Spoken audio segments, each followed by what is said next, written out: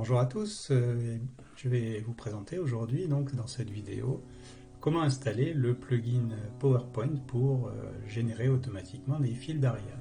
Donc pour ça il faut d'abord aller récupérer ce plugin, donc pour ça on tape fil d'Ariane PowerPoint dans votre moteur de recherche préféré, on clique sur le premier lien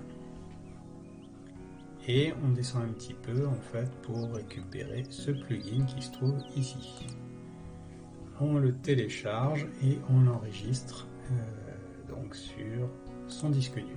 Voilà, on peut ranger Firefox.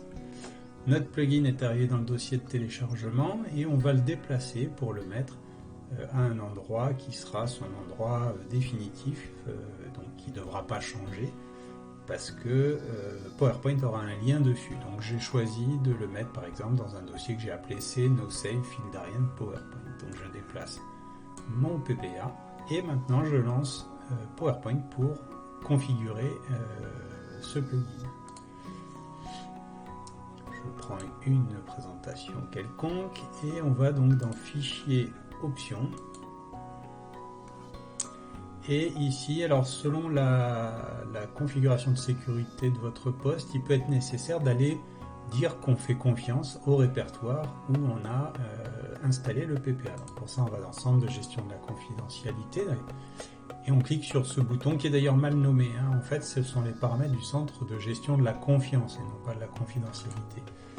Donc je vais dans Emplacement approuvé et je vais ici indiquer que le répertoire où j'ai mis mon PPA, je lui fais confiance ainsi qu'à ses sous-répertoires. Voilà.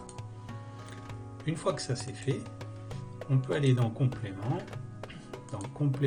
PowerPoint, faire Atteindre, ajouter un nouveau, et puis ici, donc, on va dans ce répertoire fil d'Ariane PowerPoint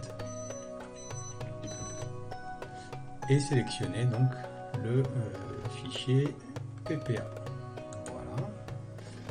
On le fait fermer et on a donc ici maintenant dans l'onglet complément, on a des petites icônes qui sont apparues et on peut par exemple en cliquant sur celle-ci vérifier que les macros fonctionnent bien. Voilà, ce qui est le cas.